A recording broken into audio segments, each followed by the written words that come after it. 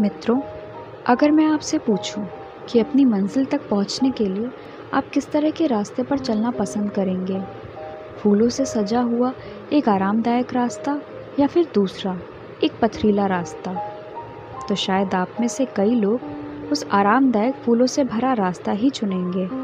हालांकि हमें यह नहीं पता है कि दोनों ही रास्तों की मंजिल कैसी है।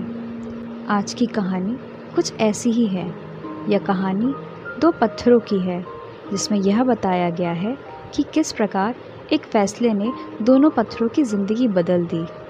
तो आइए सुनते हैं इसे कथा श्रुति की आवाज़ में।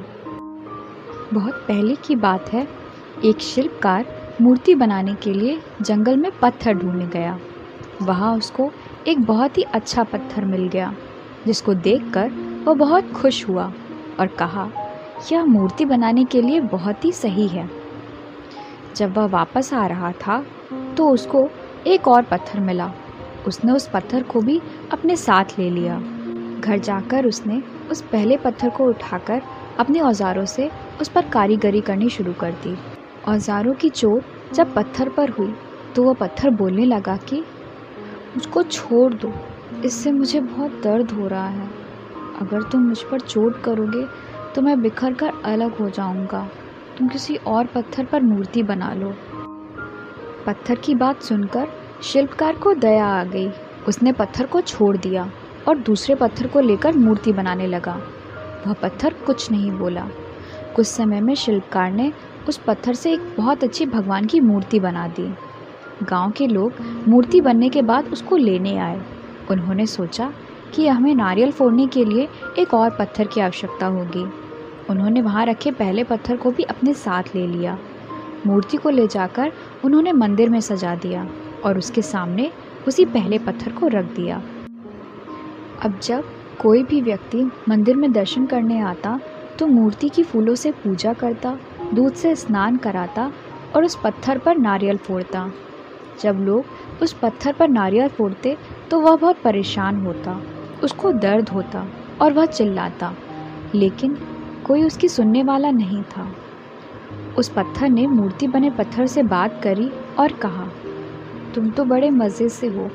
लोग तुम्हारी पूजा करते हैं, तुमको दूध से स्नान कराते हैं और लड्डुओं का प्रसाद भी चढ़ाते हैं, लेकिन मेरी तो किस्मत ही ख़राब है। मुझ पर लोग नारियल फोड़ कर जाते हैं। इस पर मूर्ति बने पत्थर ने कहा, जब शिल्पकार तुम पर कारीगरी कर रहा था, यदि तुम उस समय उसको ना रोकते तो आज तुम मेरी जगह होते, लेकिन तुमने आसान रास्ता चुना, इसीलिए तुम अब दुख उठा रहे हो। उस पत्थर को मूर्ति बने पत्थर की बात समझ में आ गई। उसने कहा, अब से मैं शिकायत नहीं करूँगा। इसके बाद लोग आकर उस पर नारियल फोड़ते। नारियल टूटने से उस पर भी नारियल का पानी गिरता और अब लोग मूर्ति को प्रसाद का भोग लगाकर उस पत्थर पर रखने लगे। मित्रों, इस कहानी से हमें यह सीख मिलती है कि हमें कभी भी कठिन परिस्थितियों से घबराना नहीं चाहिए। आपने देखा किस तरह जब उस पहले पत्थर ने घबराकर मूर्तिकार को अपने ऊपर औजार इस्तेमाल करने से मना किया और उसके परिणाम स्वरूप उसे क्या क्या झेलना पड़ा। वहीं दूसरे पत्थर ने चुपचाप सब सहा और वह एक मूर्ति के रूप में मंदिर में रखा गया, जिसकी सब पूजा करते थे।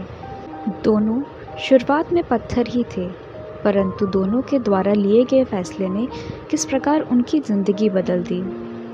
इसी तरह हमारी ज़िंदगी में लिए गए आज के फैसले हमारे कल को बिगाड़ या बना सकते हैं। फिर मिलते हैं एक और कहानी के साथ। धन्यवाद।